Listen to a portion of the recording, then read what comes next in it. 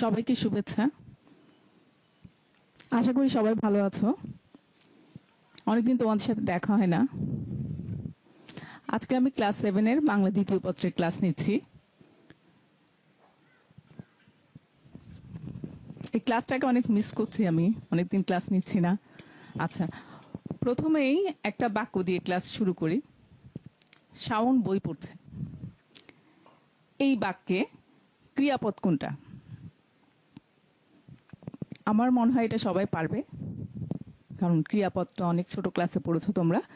ক্রিয়াপদ হচ্ছে পড়ছে।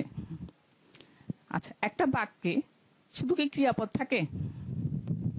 আমরা জানি পদ 5 প্রকার, তাই না? তো ক্রিয়াপদের সাথে অন্যান্য পদগুলো যে সম্পর্ক তাকে বলে, তার একটা নাম আছে, আমরা আজকে সেটা পড়ব। আচ্ছা, যেমন তুমি, তোমার সাথে অনেকের সাথে সম্পর্ক আছে। তোমার বাবা আছে, মা আছে, ভাই আছে, বোন আছে, বান্ধবী আছে, দাদা আছে, দাদু আছে। সেরকম ক্রিয়াপদের সাথে অন্যান্য পদেরও একটা সম্পর্ক আছে। সেই সম্পর্কটার নাম হচ্ছে কারক। তাহলে আজকে আমাদের পড়ার বিষয় হচ্ছে কারক। আচ্ছা, আমরা কারকের সংজ্ঞাগুলো একটু দেখি। সংজ্ঞাগুলো না, একটাই তো সংজ্ঞা, একটু ভালোভাবে বোঝানোর জন্য 3 রকমের সংজ্ঞা দিয়েছি। বাক্যের অন্তর্গত ক্রিয়াপদের সাথে অন্যান্য পদের যে সম্পর্ক তাকে কারক বলে, যেটা একটু আগে বলেছি। বাক্যের অন্তর্গত ক্রিয়াপদের সাথে নাম পদের যে সম্পর্ক তাকে কারক বলে। এখানে বলছি অন্যান্য পদের যে সম্পর্ক, আবার এখানে বলছি নাম পদের যে সম্পর্ক। বুঝতেই পারছো নামপদটা কি? ক্রিয়াপদ ছাড়া অন্যান্য পদগুলি হচ্ছে নামপদ। পদ মূলত 2 প্রকার, এক নামপদ আর ক্রিয়াপদ। নামপদ কি? ক্রিয়াপদ ছাড়া অন্যান্য পদগুলো নামপদ। অন্যান্য পদগুলো কি এটা তো নিশ্চয়ই জানো, বিশেষ্য, বিশেষণ, সর্বনাম, অব্যয়, এগুলোকে বলে নামপদ, একসাথে বলে নামপদ। আচ্ছা, আরেকটা সংজ্ঞা দেখি। বাক্যের অন্তর্গত ক্রিয়াপদের সাথে বিশেষ্য ও সর্বনাম পদের যে সম্পর্ক তাকে কারক বলে। এখন কেউ কেউ বলতে পারো যে এতক্ষণ বলছিলেন যে অন্যান্য পদগুলোর সম্পর্ক, অন্যান্য পদগুলোর সাথে যে সম্পর্ক, এখন আবার বলছেন শুধু বিশেষ্য ও সর্বনাম পদের সাথে যে সম্পর্ক। আসলে মূলত বিশেষ্য এবং সর্বনাম পদের সাথে যে সম্পর্ক তাকে কারক বলে। অন্যান্য পদের সাথে সম্পর্কগুলো তেমন একটা, অন্যান্য পদ না, সম্পর্ক খুব একটা আছে, সম্পর্ক হলে সেটাকে কারক বলে না। আসলে সব পদই যে কারক হবে এমন কোনো কথা নেই, কারক ছাড়াও পদ আছে। আর অন্যান্য পদের সাথেও বিশেষ্য সর্বনাম ছাড়া অন্যান্য পদের সাথে কারক হতে পারে, হলেও সেই পদগুলো বিশেষ্যের মতো বিশেষের কাজ করে, অর্থাৎ সেগুলো অনেকটা বিশেষের স্থানীয়। ঠিক আছে, মূলত হচ্ছে ক্রিয়াপদের সাথে বিশেষ্য সর্বনাম পদের যে সম্পর্ক তাকে কারক বলে। আচ্ছা, একটা বড় বাক্য নিই, তাহলে আমাদের বুঝতে সুবিধা হবে, তাই না? একটু আগে ছোট বাক্যে একটু অসুবিধা হচ্ছে। আচ্ছা, এখানে ক্রিয়াপদ হচ্ছে দান করতেন, তাই না? এই দান করতেন ক্রিয়াপদের সাথে অন্যান্য পদগুলোর কি সম্পর্ক দেখি। দান করতেন, বলতে পারি যে কে দান করতেন, কি দান করতেন, কখন দান করতেন, কোথায় দান করতেন, কোথা থেকে দান করতেন, কাদের দান করতেন, অনেক প্রশ্ন আসবে। ঠিক আছে, এগুলো কি সবগুলো এক? সবগুলোর উত্তর নিশ্চয়ই এক না, তাই না? তাহলে আমরা দেখতে পাচ্ছি বিভিন্ন রকম সম্পর্ক আছে ক্রিয়াপদের সাথে। এই সম্পর্কের ভিত্তিতে কারককে 6 ভাগে ভাগ করেছে। ঠিক আছে, 6 প্রকারটা কি কি? কর্তৃকারক, কর্মকারক, করণকারক, সম্প্রদান কারক, অপদান কারক আর অধিকরণ কারক। আচ্ছা, আমরা এবার এই কারকগুলো সম্পর্কে জানব। কর্তৃকারকটা কি? বাক্যস্থিত যে বিশেষ্য বা সর্বনাম পদ ক্রিয়া সম্পন্ন করে তা ক্রিয়ার কর্তা বা কর্তৃকারক। আচ্ছা, আমরা উদাহরণটা দেখি, তাহলে আমরা বুঝতে সুবিধা হবে। উদাহরণ, প্রথমে যে উদাহরণ দিয়েছি ওইটাই আনি। যে কি বলেছে এখানে? যে ক্রিয়া সম্পন্ন করে। তাহলে এখানে পড়ছে, এখানে কে ক্রিয়া সম্পন্ন করছে? নিশ্চয়ই শাওন। তাহলে শাওনটা হচ্ছে কি? কর্তৃকারক।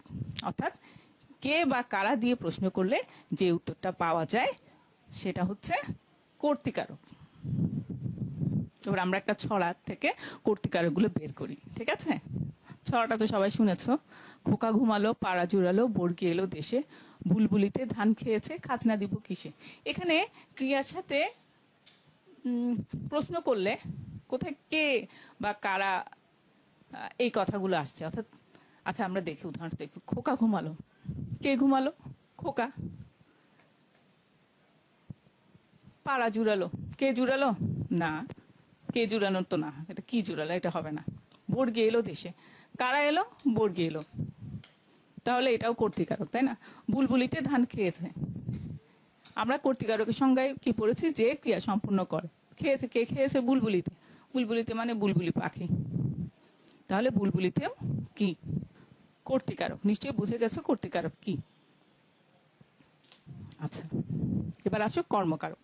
যাকে আশ্রয় করে কর্তা ক্রিয়া সম্পন্ন করে তাকে কর্মকারক বলে। এটাও আমরা উদাহরণে যাই, তাহলে বুঝতে সুবিধা হবে।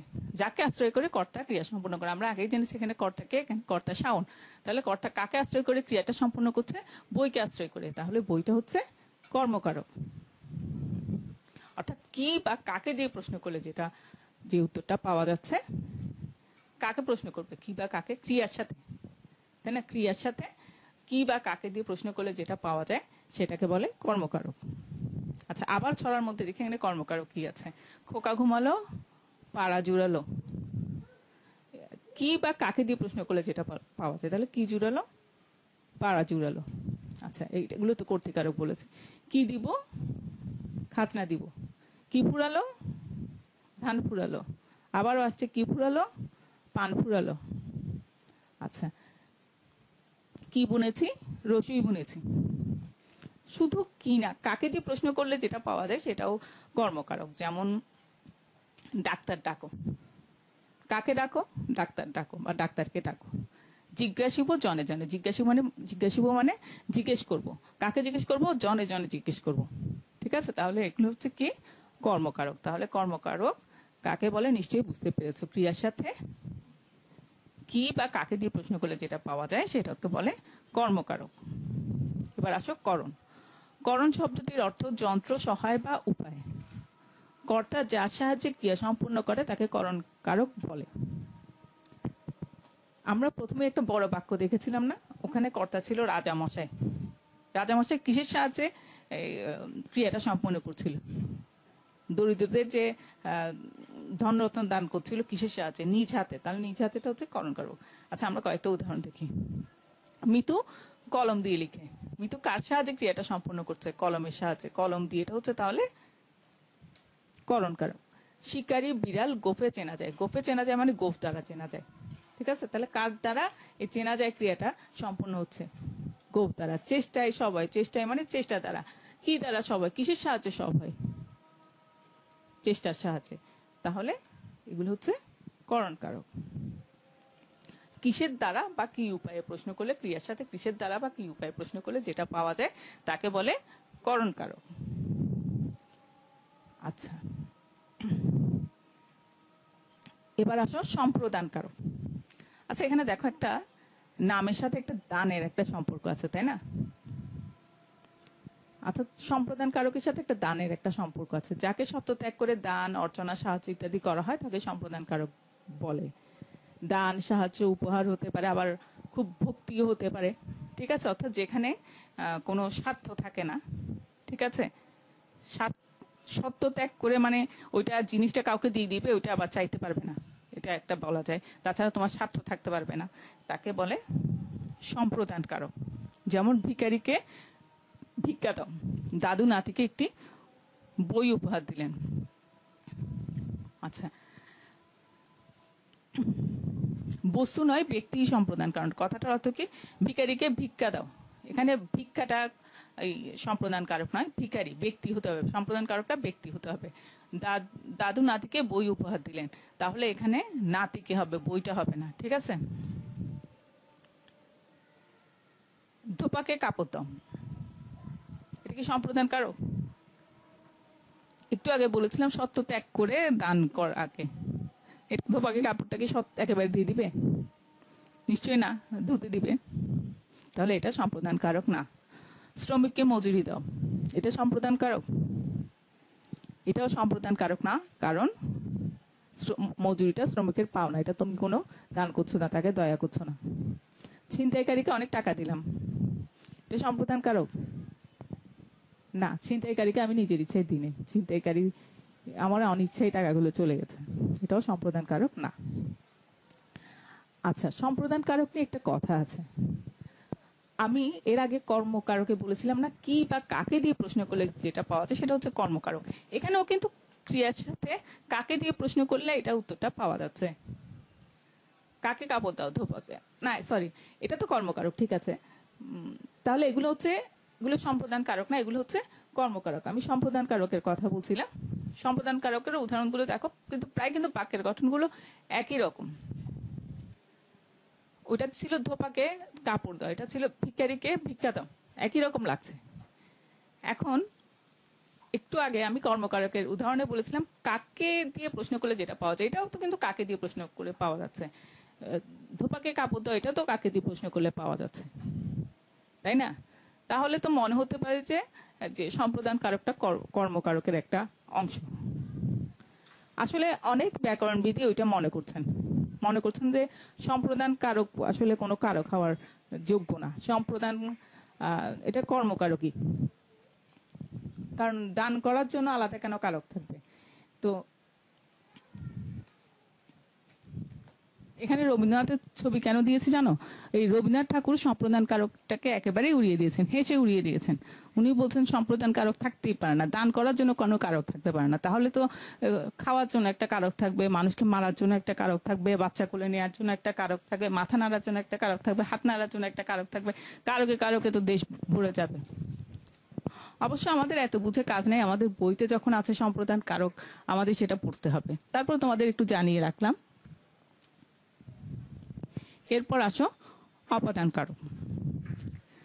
যা থেকে কোনো কিছু বিচ্যুত, পতিত, গৃহীত, জাত, রক্ষিত, বিরত, দূরীভূত ও উৎপন্ন, এবং যা থেকে কেউ ভীত হয় তাকে অপাদান কারক বলে। এই শব্দগুলো একটু খটোমটো লাগছে না? ঠিক আছে, শব্দগুলো আমি ভালোভাবে বুঝিয়ে দিচ্ছি। বিচ্যুত মানে গাছ থেকে পাতা পড়ে। আচ্ছা, একটা জিনিস দেখো, এই পাতাটা তো এক সময় গাছেরই অংশ ছিল, এখান থেকে আলাদা হয়ে গেছে, এটাকে বলে বিচ্যুত। পতিত, মেঘে বৃষ্টি হয়, মেঘে বৃষ্টি হয় মানে মেঘ থেকে বৃষ্টি হয়, এটা হচ্ছে পতিত মানে পড়ে যাওয়া। আরো অনেক উদাহরণ হতে পারে, যে ছেলেটি ছাদ থেকে পড়ে গেল, এই টাইপের উদাহরণ হতে পারে। গৃহীত, ঝিনুক থেকে মুক্তা মিলে। ঠিক আছে, তাহলে গৃহীত বুঝতে পেরেছো তো? কোনো জায়গা থেকে কোনো কিছু পাওয়া যাচ্ছে, এটাকে বলছে গ্রহণ করছি, এটাকে বলছে গৃহীত।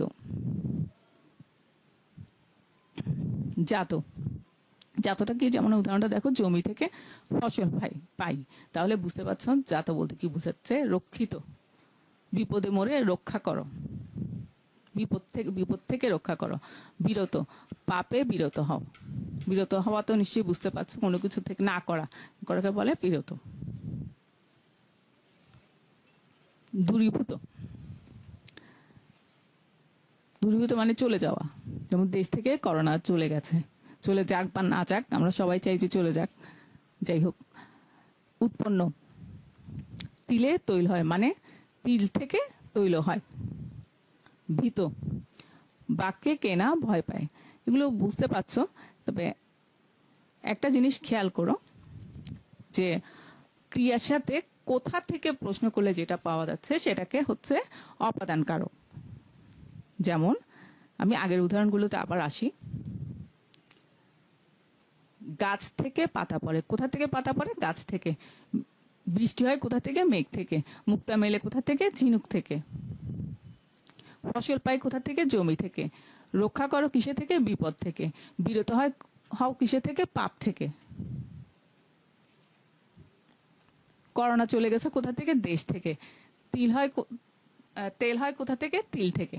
শুধু এখানে একটু ব্যতিক্রম হচ্ছে ভীতটা। তাহলে আমরা বলতে পারি যে ক্রিয়াকে যদি কোথা থেকে প্রশ্ন করে যেটা পাওয়া যায় সেটা হচ্ছে অপাদান কারক। আর ভীতটা একটু মনে রাখতে হবে, ভয়ের কথাটা মনে রাখতে হবে। যেখানে ভয় দেখবে, ভয়ের কোনো কথা আছে দেখবে, সেখানে অপাদান কারক মনে করতে পারো। এটাও বলা যায় যে কোত্থেকে ভয়টা আসে? বাঘ থেকে। তো অতটা মিলছে না। ভয় কথাটা মনে রাখতে হবে অপাদান কারকে, কোথা থেকে আর ভয়, এই দুইটা জিনিস মনে রাখলে অপাদান কারক নির্ণয় করাটা খুবই সহজ। অর্থাৎ কোথা থেকে এই জিনিসটা মনে রাখবে অপাদানে। এবার আসো সর্বশেষ কারক অধিকরণ কারক। যে স্থানে যে কালে বা যে বিষয়ে ক্রিয়া সম্পন্ন হয় তাকে ক্রিয়ার আধার বলে। যে স্থানে যে কালে মানে বুঝতে পেরেছো, কালে মানে সময়, অর্থাৎ এখানে বুঝতে পারছি আমরা স্থান বুঝায়, স্থান তো বুঝছো জায়গা, সময়, কোনো বিষয়, এই জিনিসগুলো বুঝাচ্ছে, তাই তো? আচ্ছা আমরা উদাহরণ দেখি তাহলে পরিষ্কার বুঝতে পারবো। পুকুরে মাছ আছে, কোথায় মাছ আছে? তাহলে পুকুরে, এটা স্থান বুঝাচ্ছে না? বসন্তে কোকিল ডাকে মানে বসন্তকালে, তাহলে কখন, সময় বুঝাচ্ছে। মিনা গণিতে ভালো, তাহলে এখানে বিষয় বুঝাচ্ছে।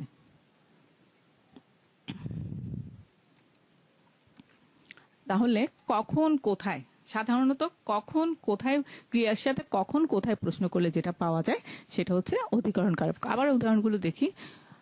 কোথায় মাছ আছে? পুকুরে মাছ আছে। কখন কোকিল ডাকে?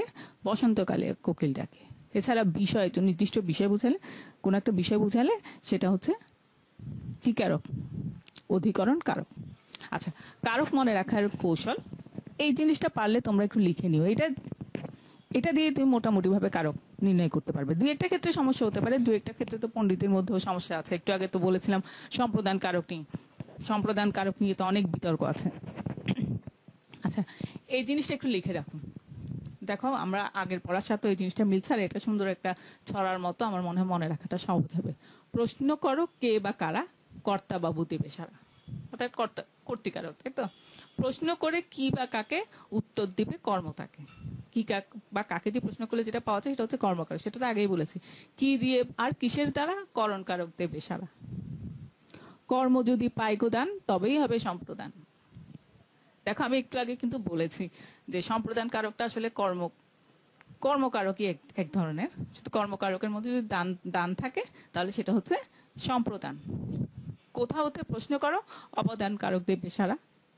কবে, কোথায় আর কখন, তবেই হবে অধিকরণ।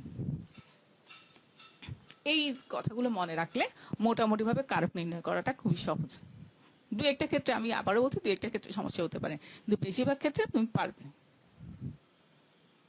আচ্ছা, এবার এক প্রশ্নের উত্তর দাও। এটা যদি দিতে পারো তাহলে মনে করবো যে মোটামুটি ভাবে কারক তুমি বুঝে গেছো। তিল থেকে তেল হয় আর তিলে তেল আছে, দুইটা কি একই কারক? কথা একই, কিন্তু কারক কি একই? তিল থেকে তেল হয়, কোথা থেকে? একটু আগে বলেছি না, কোথা থেকে প্রশ্ন করে যেটা পাওয়া যায় সেটা হচ্ছে অপাদান কারক। আর তিলে তেল আছে, কোথায় তেল আছে? তিলে, তাহলে কোথায়, কখন, কি বলেছিলাম? নিশ্চয়ই মনে আছে, অধিকরণ কারক। তিল থেকে তেল হয় আর তিলে তেল হয় একই কথা, এটা বলছি কারণ তিলে তেল হয় একটু আগে উদাহরণটা আমরা পড়েছি। আচ্ছা, বিভক্তি না, বিভক্তির সংজ্ঞা দেওয়ার আগে আমি আগের উদাহরণ থেকে বিভক্তির কিছু একটা জিনিস দেখো তুমি। তিল এ তেল আছে, তিল একটা শব্দ, এর সাথে একটা বাড়তি একটা এ যুক্ত হয়েছে না?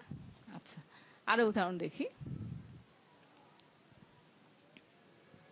এগুলো অন্য উদাহরণ দেখি তারা।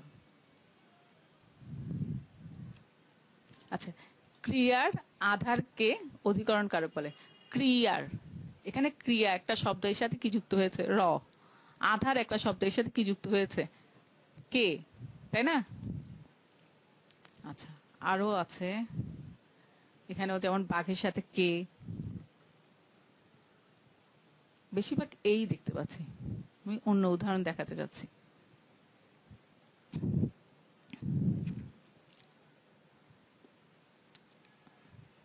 আচ্ছা, আমরা ছড়াটা দেখি। এখানে হচ্ছে কে, ধোপা কে, এ কে।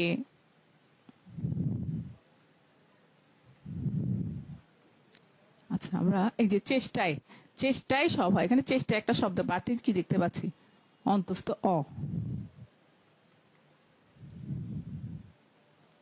আচ্ছা, আমরা ছড়ার মধ্যে দেখি। বুলবুলিতে ধান খেয়েছে, এখানে বুলবুলি তো পাখি, এর সাথে কি যুক্ত হয়েছে? বাড়তি তে। আচ্ছা, এই জিনিসগুলোকে কি বলে? এগুলোকে বলে, নিশ্চয়ই বুঝতে পেরেছো, আমি আগে একটু দেখিয়ে ফেলেছি। এটা আমি চাচ্ছিলাম না দেখাতে, আমি চাচ্ছিলাম তোমরা বুঝে নাও। এটাকে বলে কি বলে বলো তো? এটাকে বলে বিভক্তি। আচ্ছা, তাহলে আমি যে উদাহরণগুলো দেখালাম তার সাথে আমরা এবার সংজ্ঞাটা মিলাই। বাক্যে যথাযথ অর্থ জ্ঞাপনে অর্থাৎ অর্থ জ্ঞাপনের জন্য বাক্যস্থিত নাম শব্দগুলোর সঙ্গে কখনো কখনো বর্ণ বা বর্ণ সমষ্টি যুক্ত হয়ে থাকে। তো সংজ্ঞাটা একটু কঠিন মনে হচ্ছে, আমি সহজ করে বলি। একটু আগে তো দেখালাম যে বাক্যের অর্থটাকে ভালোভাবে বোঝানোর জন্য শব্দের সাথে কিছু বর্ণ বা বর্ণ সমষ্টি যুক্ত হয়ে থাকে। যেমন কি যুক্ত হয়েছে? র যুক্ত হয়েছে, কোথায় অন্তস্থ যুক্ত হয়েছে, কোথায় কে যুক্ত হয়েছে, কোথায় বেশিরভাগ ক্ষেত্রে দেখলাম যে এ যুক্ত হয়েছে, তাই না? এইগুলো, এই বর্ণ বা বর্ণ সমষ্টির নামই হচ্ছে বিভক্তি। ঠিক আছে? এবার বাংলা ভাষায় যে বিভক্তিগুলো আছে এগুলোকে 7 ভাগে ভাগ করেছে। এখন এই জিনিসটাও একটু লিখে নিবে, তোমাদের বইতে আছে। বইয়ের চেয়ে এটা আমি একটু সহজ করে লিখেছি, বইটা আরো বেশি আছে। আমি যেগুলো এতগুলো আসলে দরকার নাই, এগুলো দিয়ে মোটামুটি ভাবে কি আমি এরপরে পুরোপুরি ভাবে এগুলো দিয়ে তোমার বিভক্তি নির্ণয় করতে পারবে। সুতরাং বাড়তিগুলো আমি বাদ দিয়েছি। তোমাদের বইতে আছে এক বচন, বহু বচন আলাদা করে আছে। বহু বচন শুধু এগুলো রেখেছে, আর এগুলো বাদ দিয়েছি, কারণ এক বচন দেখে বহু বচনগুলো, এক বচনের চিহ্ন দেখে বহু বচনগুলো এমনি নির্ণয় করতে পারবে, শুধু আলাদাভাবে মনে রাখার কোনো দরকার নেই। আচ্ছা, তাহলে আসি। প্রথমা বা শূন্য বিভক্তি কি? এখানে ক্রস দিয়েছে, অর্থাৎ যেটা কোনো কিছুই নেই সেটাকে বলছে শূন্য বিভক্তি। যেমন প্রথমে উদাহরণে বলেছিলাম যে শাওন বই পড়ে। শাওনের সাথে কি কোনো কিছু যুক্ত হয়েছে? এ তে অন্তস্থ কিছু যুক্ত হয়েছে? কিছু যুক্ত হয়নি, তাহলে এটা হচ্ছে শূন্য বিভক্তি। শাওন বই পড়ে, বইয়ের সাথে কোনো কিছু যুক্ত হয়েছে? যুক্ত হয়নি। যেটাতে কোনো কিছুই যুক্ত হয় না সেটাকে বলে শূন্য বিভক্তি, এক বচন। আর বহু বচনের রা, এরা, গুলি, গুলো, গণ ইত্যাদি এগুলো থাকে। আচ্ছা, এবার দ্বিতীয় বিভক্তি কে রে। কে এর উদাহরণ তো আমরা অনেক দেখেছি। রে, রেটা এখন চলিত ভাষায় রেটা একটু কম ব্যবহৃত হয়, আগে একটু বেশি ব্যবহৃত হতো। যেমন আমারে, তোমারে, তাহারে। এখন তো এগুলো একটু কম ব্যবহার হয়, কেটাই বেশি হয়, তাই না? আচ্ছা, তৃতীয় বিভক্তি হচ্ছে দ্বারা, দিয়া, কর্তৃক। এগুলোর উদাহরণ আমরা দেখেছি। আচ্ছা, আবারও দেখব। চতুর্থী হচ্ছে কেড়ে। চতুর্থীও কেড়ে, এটাও কেড়ে, এটাও দের, এখানেও দের। কি ব্যাপার, একই কেন? আসলে একই।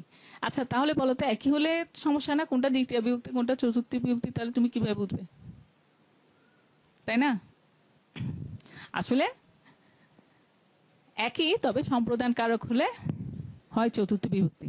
যেখানে সম্প্রদান কারক সেখানে হবে চতুর্থী বিভক্তি। আচ্ছা, আমরা একটু পরে একটা উদাহরণে যাব, তখন বুঝতে সুবিধা হবে। পঞ্চম বিভক্তি হচ্ছে হতে, থেকে, চেয়ে। ষষ্ঠী বিভক্তি হচ্ছে র এর।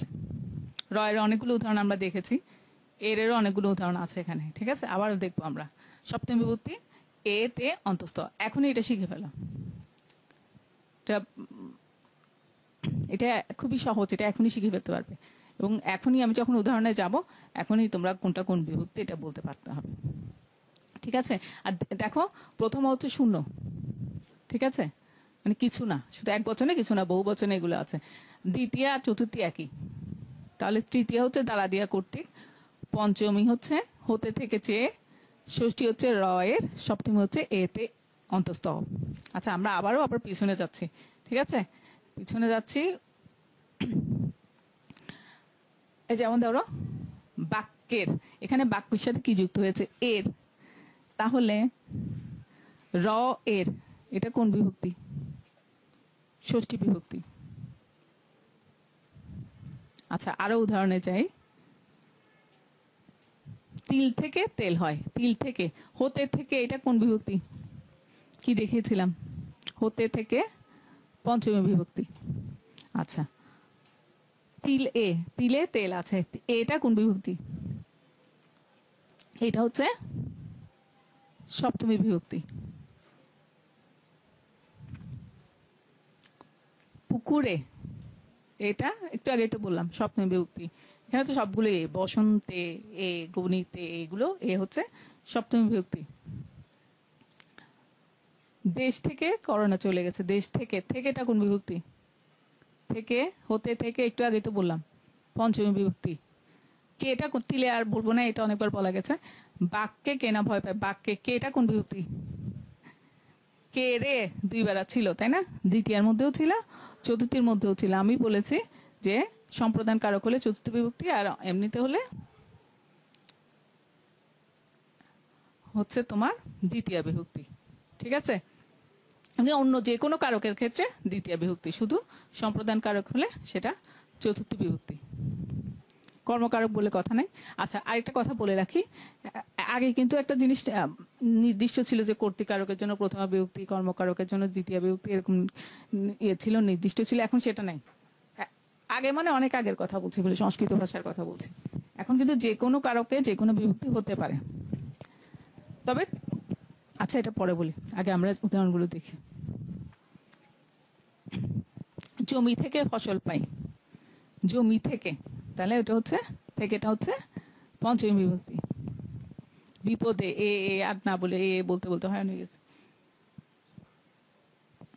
গাছ থেকে, থেকেটাও বারবার আসছে। ঝিনুক থেকে, পঞ্চমী বিভক্তি। আচ্ছা, এবার একটা প্রশ্ন করি, শব্দ আর পদ দুইটা কি এক? শব্দ আর পদ একই, তবে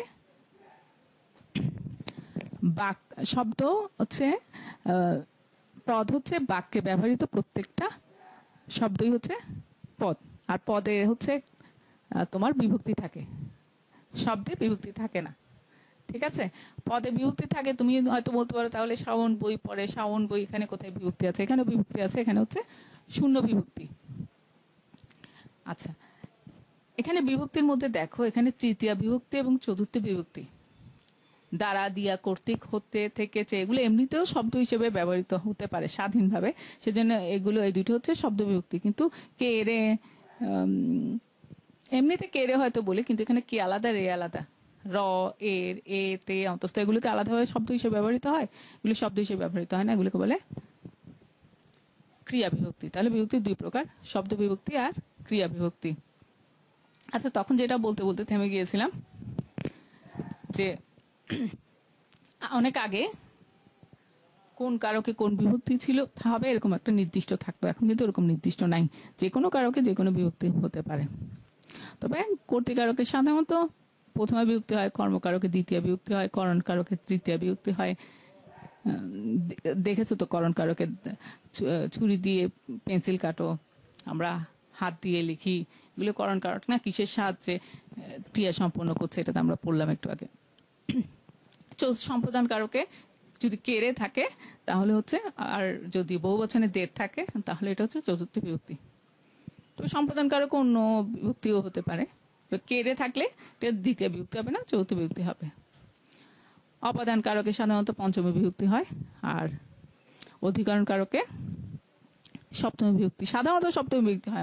আমি বলছি না সবসময় সপ্তমী বিভক্তি হবে, কারণ আমি যে উদাহরণগুলো দিয়েছি এখানের মধ্যেও কিন্তু